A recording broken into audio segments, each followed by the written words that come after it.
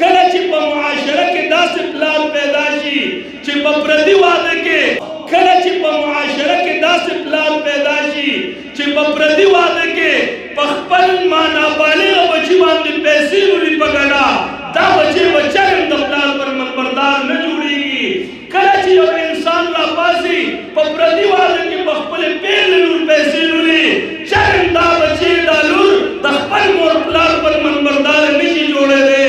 کله چې په معاشره کې د ګناه دعوت سره سریان د بچو د مشرانو کشرانو تمیز ختم شو چرې هم دا اولاد بیا د مور پلار څه نشي جوړېد پر منبردار نشي جوړېدی د دې وجې نه عزتمندو مسلمانانو وروڼو د خپلو کشرانو تربیت وکئ کومو مشرانو چې قرآن نه دی ویلی نن هغه په خپلو ابا او اجداد پسې کنځل کوي ما ته خو پلار جغ او ایوه او قلبه ښودلې ده لیکن ما ته د جومات لاره نه ده ښودلې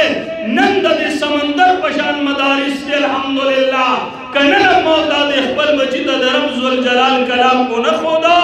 سبا به زما ستا قبر له دا بچي لدې ورکوي چې دا هغه نااهله مور پلار دی چې د دې د وجې نه موږ قرآن نه دی زده کړی عزتمندو مسلمانانو وروڼو الحمدلله د هر انسان په معاشره کې یو کردار روان وي په دې معاشره کې د علماو کردار دا دی چې د قوم او د ملت دیني او اسلامي تربیت وکړي د دوی بچو ته د رب ذوالجلال کلام وښیي زه درته قسمیه یم داسې مور پلار ما په خپلو سترګو لیدلی دي چې د هغه بچې د قرآن حافظ ګرځېدلی وي پلار او مور د هغې نه خبر نه وي ما داسې مور او پلار لیدلی دي چې د هغه بچې قرآن په ناظره ختم کړی دی لیکن د هغه مور او پلار د هغې نه نه وي خبر د هغه بچې قرآن په قرأت او په تجوید سره ختم کړی وي لیکن د هغه مور او پلار د هغې نه ناخبره وي ولې پلار په دنیا کې دومره ورډوب شوی دی چې د هغه نه د خپل بچي تربیت هیر شوی دی کله چې د اولاد نه دومره بې رغبتي راشي عزتمندو مسلمانانو وروڼو بیا به د اولاد د معاشرې دپاره اصلاح کن نه بلکې یو تباه کن ذریعه جوړېږي دا بچې به سبا تا له ګیلې معنې هم راوړي ته به د هغه د بې عزتو نه هم نه خلاصېږې او که چلې دا بچې دی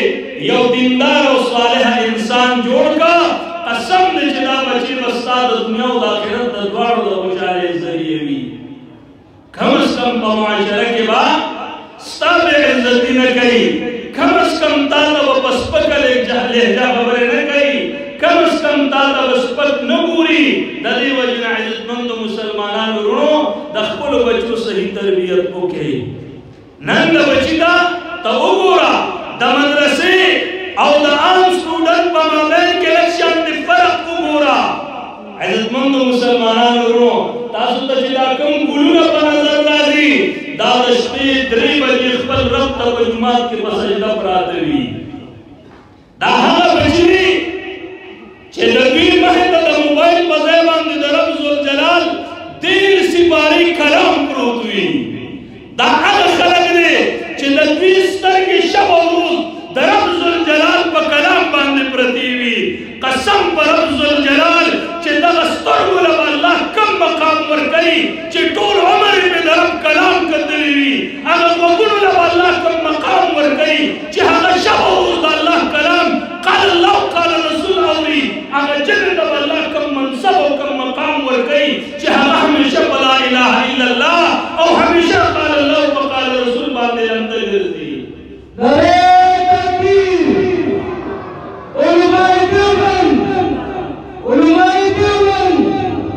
عزتمندو مسلمانانو وروڼو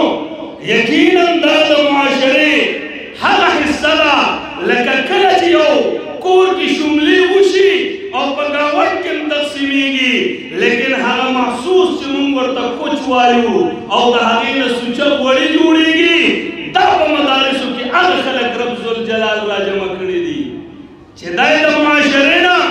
یو طرف ته به د یو پلار 4 زامن وي لوی خاندان به انتها به د رب ذوالجلال د قرآن د حافظ د یو کوي یو طرف ته به یو بچی بد اخلاقه بد کردار وي لیکن د دغه کورنۍ نه به الله پاک د دین په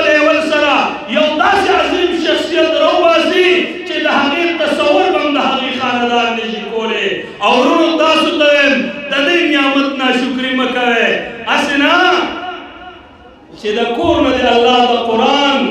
حافظ وانخلي کور د اسې یو چاردیوالي پرېږدي دي د دغه بچي ډېر لوی سوکه ادب او احترام وکړه دغه بچي ته یو مقام او یو مرتبه ورکړه ځکه رب ورله مقام او مرتبه ورکړې ده عزتمندو د کور چوکیدار خلک هغه سړی جوړوي چې په هغه اعتماد وي د دین خادمان او چوکیداران رب ذوالجلال دا علما ګرځولي دي په دوی د رب ذوالجلال څه کړی دی اعتماد کړی دی قرآن کې رب ذوالجلال فرمایي انما یخشى الله من عباده العلماء قرآن کې رب ذوالجلال وایي زما په مخ د ځمکه په ټول کائنات او مخلوقاتو کې یریدونکي خلک مانه علما دي پیغمبر علیہ السلام په خپل امت کې د خپل ګډې مستحقین د خپل امت علما ګرځولي العلماء ورثة الانبیاء دا رب ذوالجلال ښکلی پیغمبر وینا ده زما د امت علماء کرام د 1,40,000 کم وبیش د انبیاء علیه السلام څه دي وایه وارثان دي زه یو مثال در کوم یاد ساتئ عزتمندو مسلمانانو ورونو کله چې یو پلار او مور وي او د هغوی 3 او 4 بچي وي لیکن 3 واړه بچي په سترګو ړانده دي په غوږونو کاڼه دي په ژبه باندې ګونګیان دي هیڅ قسمه لیول باندې نه پوهېږي لیکن کله چې پلار وفات شي د پلار نه 10 جربه ځمکه پاتې شوه او د پلار نه 10 لکه روپۍ نقدیت پاتې شو تاسو نه تپوس کوم د دغه پلار جایداد به چا پسې لیکلی کېږي دا به د ده به دې بچي پسې لیکلی کېږي اگر چې ړوند دی اگر چې ګونګ دی اگر چې په ژبه ګونګ دی شله بوټۍ ده لیکن دا د دې خپل پلار څه دی وایه وارث د خپل پلار دی که عالم په عمل ډېر هم کمزوری دی لیکن وارث د پیغمبر دی هیڅ چاله دا حق نشته دی چې دی د وارث د پیغمبر پسې کنځله وینا وکړي یاد ساتئ علما تاریخ وګورئ علما بس د انبیاء او د صحابو نه الله هر مخلوق پیدا کړی دی چې دی په مخ د ځمکه د هر باطل قوت سره ډک کر مقابله کړې ده که باطل د انجیوز په شکل راغلی دی علما د دعوت تبلیغ په میدان کې مقابله کړې ده که باطل د جنگ او د جدال په میدان راغلی دی